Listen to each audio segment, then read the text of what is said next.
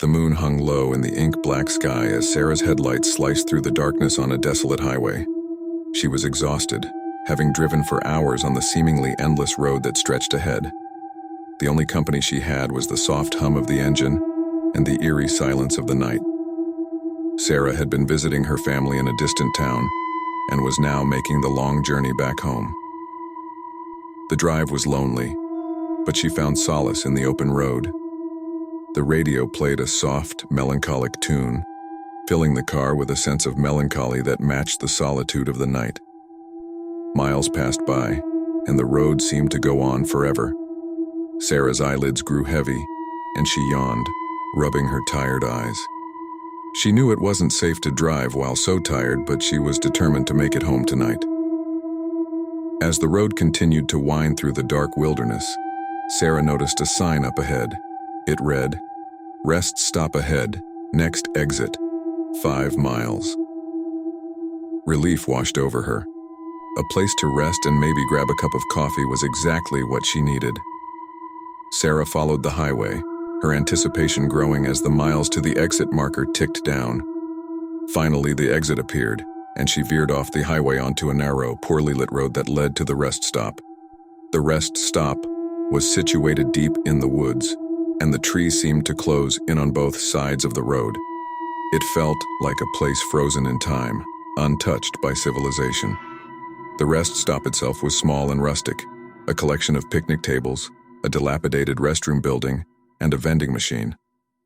Sarah parked her car in front of the restroom building and stretched her legs. She was the only one there, which didn't surprise her given the late hour. She fumbled through her purse for some change and headed to the vending machine. As she approached, she heard a low, distant sound echoing through the woods. It was a mournful howl, like a wolf or a coyote. She glanced nervously at the dark woods around her. The sound sent a shiver down her spine, but she dismissed it as the natural noises of the wilderness. With a cup of coffee in hand, Sarah returned to her car and took a sip.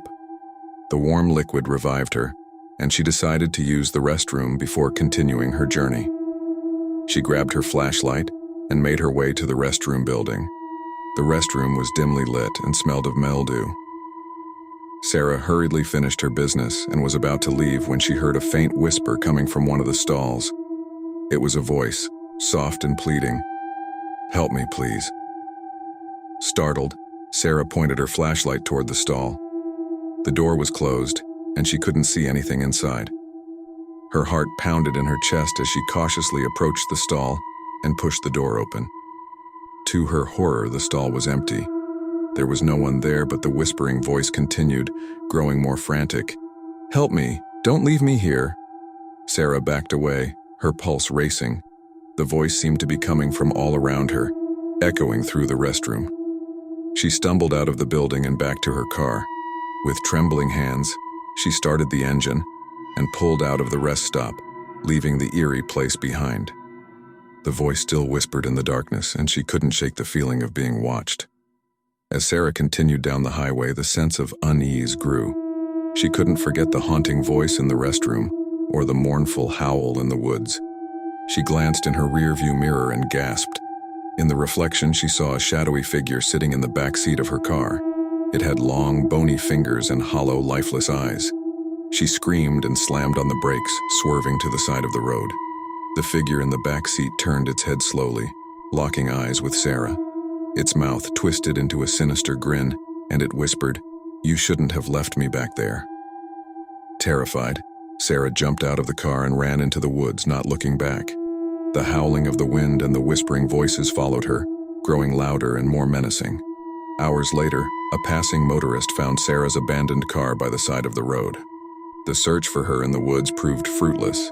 She had vanished without a trace, leaving behind only the haunting memory of that late-night drive. And to this day, if you find yourself on that desolate highway, be wary of the rest. Stop in the woods, for the voice that calls from the darkness may be waiting for you.